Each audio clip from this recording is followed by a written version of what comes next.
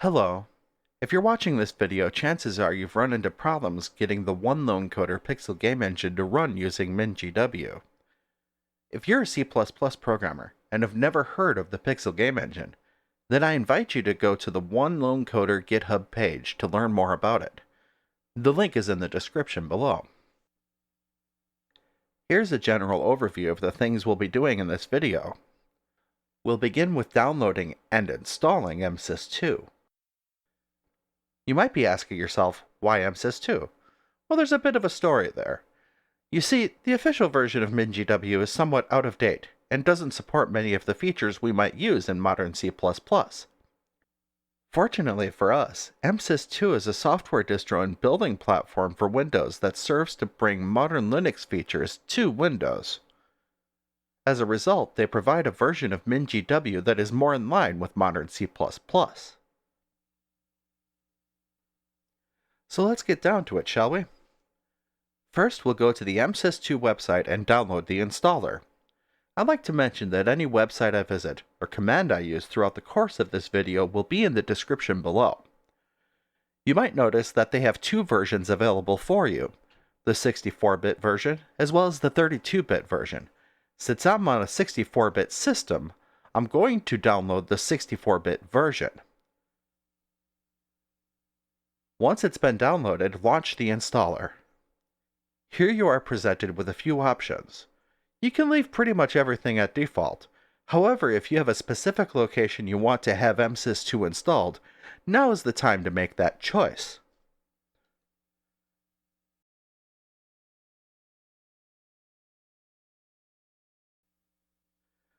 Once the installation is completed, you will be given the option to run MSys2.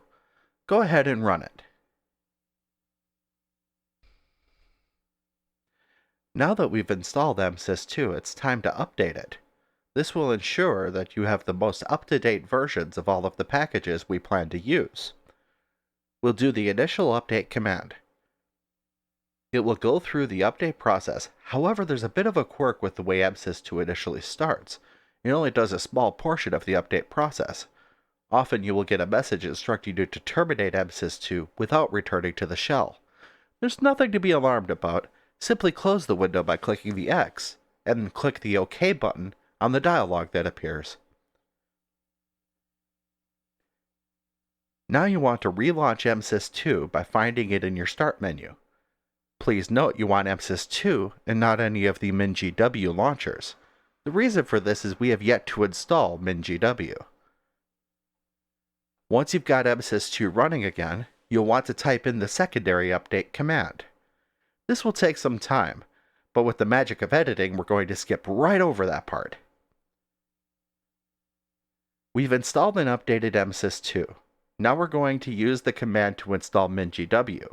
I'm using the 64-bit command because I'm on a 64-bit machine. Now that MinGW is installed, we need to install make. Again, I'll be using the 64-bit version because I'm on a 64-bit machine.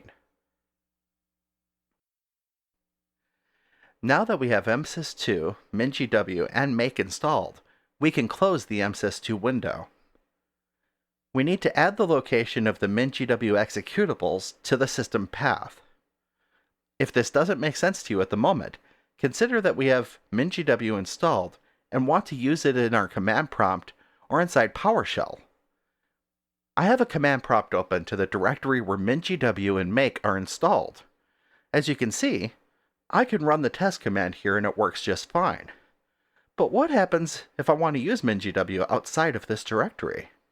So I'll navigate to my home directory and try again. And as you can see, we get an error telling us that the command is not recognized as an internal or external command. This is because Windows is currently unaware that we have a bunch of programs that we want to use as commands. So we need to tell Windows where these programs are located. First, we navigate to the MinGW installation. If you follow the instructions using the defaults, this location is the C drive, MSys64, MinGW64, bin. Now we want to click on the address bar to reveal the full path. Highlight it, and right-click and select Copy. Now access the system properties by right-clicking on this computer on the left pane of your File Explorer, then select Properties from the drop-down menu.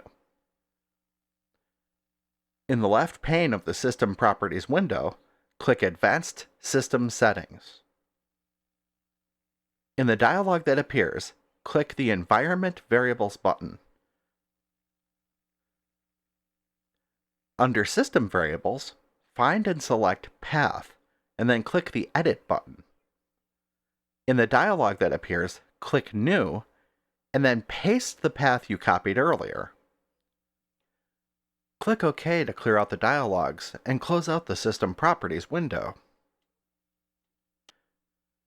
Now to test that we've added it properly, open a command prompt. There are many ways you can do this. I prefer to use the search dialog of the Start menu. Hit the Windows key or click the Start button with your mouse, and type in Command. In the results should be the command prompt. Go ahead and open it. From the command prompt, type the test command.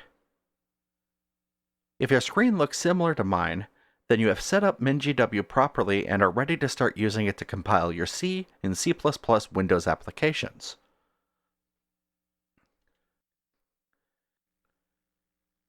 But we're not quite done yet. Since I've titled this video, Let's Make an olcPixelGameEngine application using MinGW, we will now do just that. First, go to the PixelGameEngine's Git repository and download the olcPixelGameEngine.h header file, as well as the olcExampleProgram.cpp source file. From a command prompt, navigate to the location you downloaded those files and run the profit command. As you can see, the program builds and runs quite happily.